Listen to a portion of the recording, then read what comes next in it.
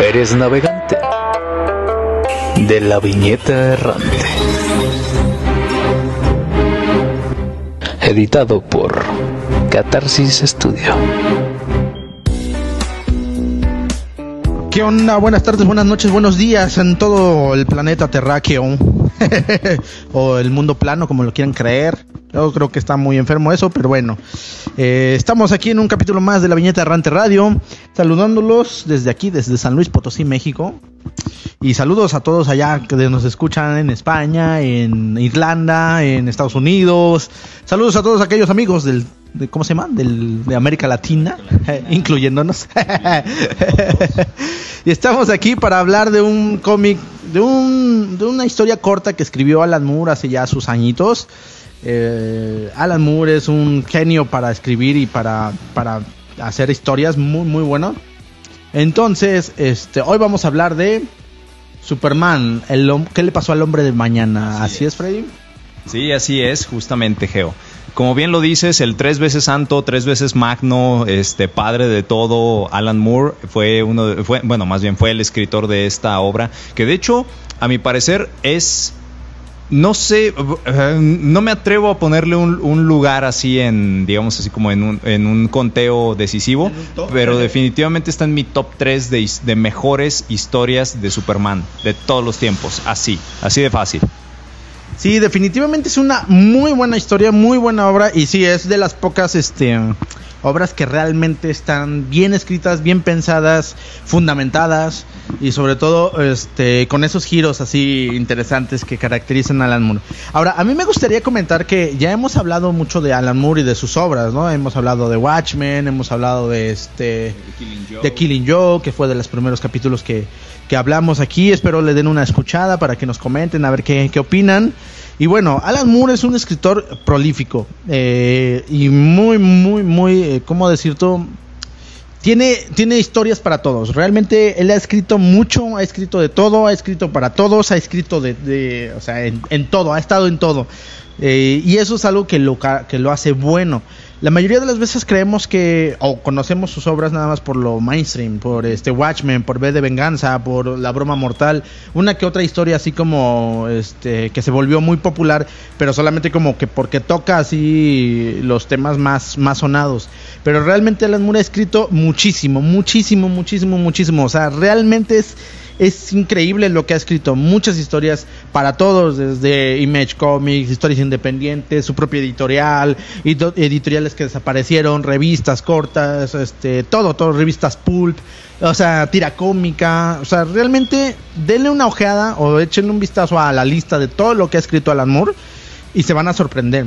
Entonces, Alan Moore no es bueno porque sea bueno, es bueno porque ha trabajado, es bueno porque ha escrito, es bueno porque lee un chingo, es bueno porque realmente hace bien su trabajo y procura hacerlo bien.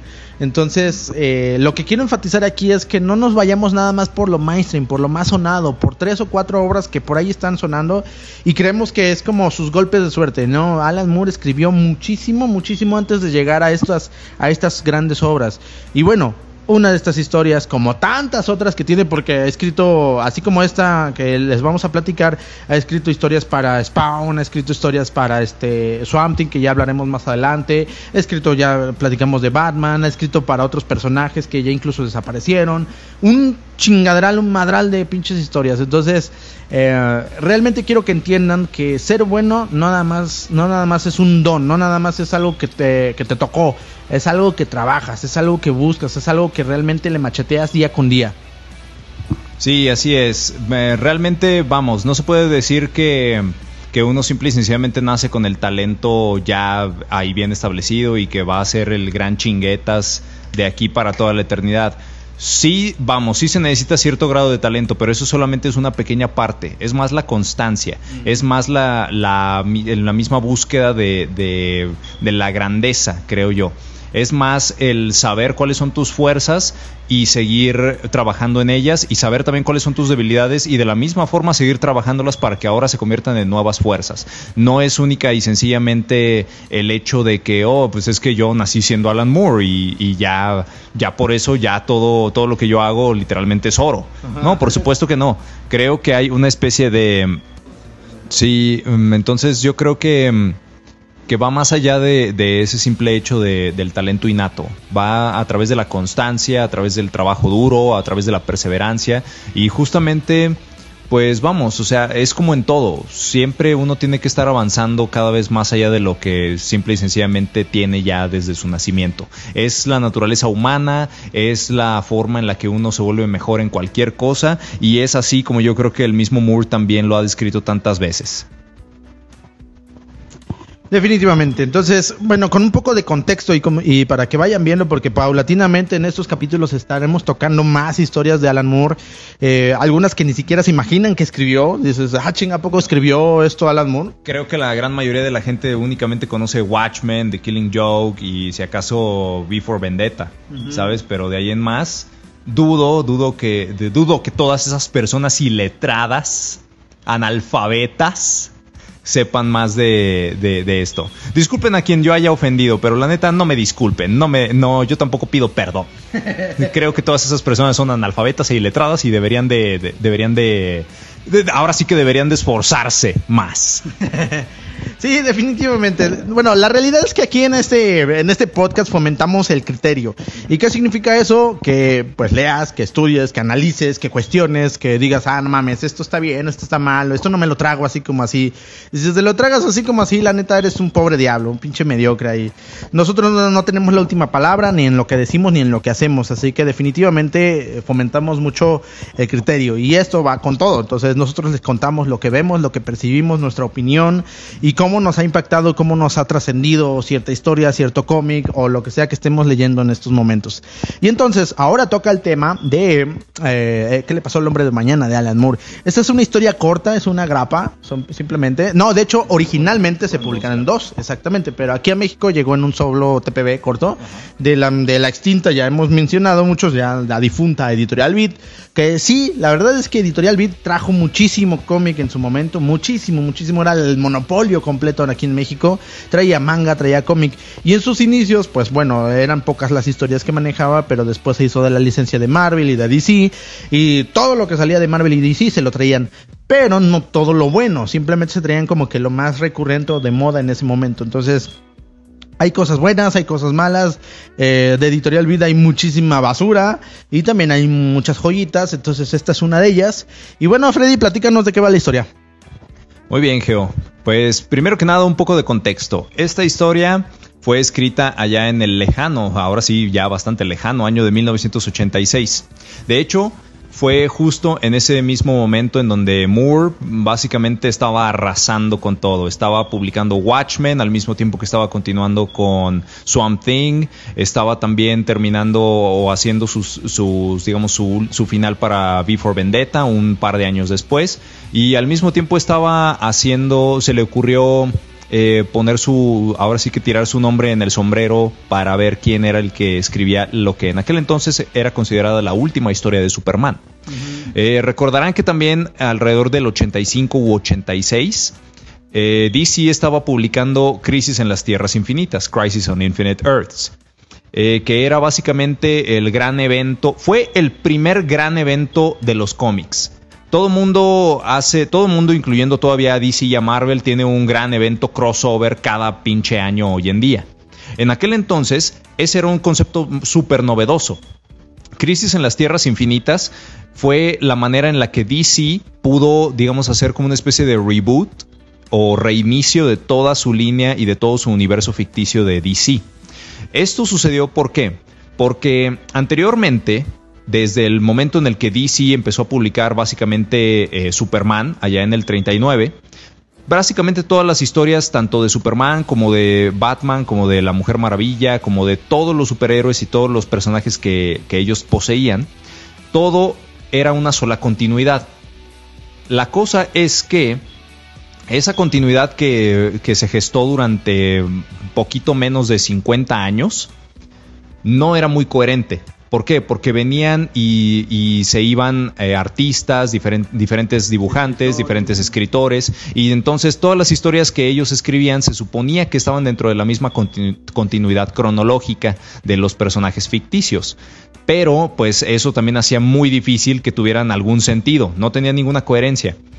¿Cómo fue que eso afectó entonces, digamos, a la fanaticada o a los seguidores de estas historias o incluso a los nuevos posibles seguidores? Pues fue que básicamente no sabían dónde empezar. Si alguien quería leer a Batman o a Superman, no sabían dónde carajos empezar. ¿Por qué? Porque ahora había diferentes versiones de sus orígenes, diferentes versiones de sus propias vidas. Entonces era muy, muy confuso el seguirle el hilo a estos personajes. DC entonces lo que hizo fue este enorme crossover de todo el universo de DC, que era Crisis on Infinite Earths, para de esa forma destruir ese multiverso, porque se llegó a la noción de que entonces estas diferentes historias tan disparatadas existían en diferentes universos, donde existían diferentes versiones de cada personaje. DC entonces, con Crisis en las Tierras Infinitas, dijo, ¿saben qué? A la chingada con estos multiversos. De ahora en adelante solamente va a existir uno solo que va a ser la cronología oficial. Y todos los demás multiversos ya van a dejar de existir. Por eso fue que hicieron Crisis en las Tierras Infinitas. Ahora, obviamente debido a que este era un final definitivo, digamos, a ese viejo multiverso de DC, significaba que los personajes iban a tener un reinicio posteriormente después de esta historia. Lo que sucedió entonces fue que, al menos en el caso de Superman, que tenía dos títulos corriendo a la par en ese momento, uno que era Action Comics y el otro que ya era propiamente el título de Superman, iban a terminar de cierta manera, para después, unos 2 o 3 meses después, iban a ser reiniciados por otro escritor y dibujante que es John Byrne, también otro artista clásico del cómic que seguramente ya nos toparemos después en próximos episodios. Él era el que iba a hacer el nuevo cómic de Superman, que se llamaría Man of Steel, el hombre de acero. Antes de eso, obviamente, el editor en jefe de los títulos de Superman, que en aquel entonces trabajaba en DC, su nombre es Julius Schwartz, que también es otra persona importante en la historia de DC, se le ocurrió decir, bueno, entonces, ¿qué pasa si estas próximas grapas, estos próximos revistas que van a ser la de Action Comics y la de Superman, fuesen, digámoslo así, de manera ficticia, fuesen las últimas? ¿Qué pasa si le damos un final definitivo a ese Superman clásico? Entonces, esa era la idea, crear una posible historia final para ese Superman de antes de Crisis en las Tierras Infinitas. La primera idea que tuvo Julius Schwartz fue decir, bueno, ¿quién mejor para escribir la última historia de Superman que uno de los dos co-creadores de Superman? Jerry Siegel, que era el escritor original de Superman allá en el 39. Dijo, bueno, esa podría ser una excelente forma, digamos, casi como de terminar esta saga. La cosa es que por problemas legales, Jerry Siegel no se le tenía permitido escribir ningún título más de Superman. Problemas legales con la misma compañía de DC y todo esto, por los derechos de autor y acá. Entonces, pues ese plan se fue a pique. Y dicen las leyendas, incluyendo la misma de Julius Schwartz, que él estaba en un almuerzo con Alan Moore. En aquel entonces, Alan Moore todavía, ya era una superestrella por obra de Watchmen y de Swamp Thing y todos los grandes clásicos que hizo para DC. Todavía seguía trabajando con la compañía. Y entonces, en ese almuerzo, que era de lo más común, de lo más normal, a Julius Schwartz se le ocurrió traer el tema de la última historia de Superman a la mesa. Era algo así como de que, oh, Alan, ¿a quién carajos puedo pedirle que escriba la última historia de Superman? Tú no sabrás de algún amigo tal vez que quiera hacer ese trabajo, ¿verdad? O algo así. Y en ese momento, dicen nuevamente las leyendas por parte del propio Julius Schwartz, que Moore en ese momento se levanta de la mesa, casi así como tirándola de lado, lo agarra del cuello y le dice, si no me dejas hacer esa última historia, te juro que te mataré. Entonces, pues, ¿qué otra opción le quedó a Schwartz más que decir sí, por supuesto? Obviamente no fue gracias al talento y a la categoría del trabajo de Moore, fue gracias a que lo amenazó de muerte. Sí, para ese entonces todavía Alan Moore todavía no tenía sus obras cumbres que lo catapultaron al estrellato. Todavía era un joven. Ya había escrito algunas historias, ya tenía en su haber algunas historias de DC, algunas historias ya en otras editoriales, ya había renovado a Swamp Thing con todos los arcos que había, con todo el arco que había escrito, y traía ya también una participación en otra historia de Superman. Sí. Sí, justamente que muy probablemente también toquemos después. Entonces, vamos, ese es, digamos, como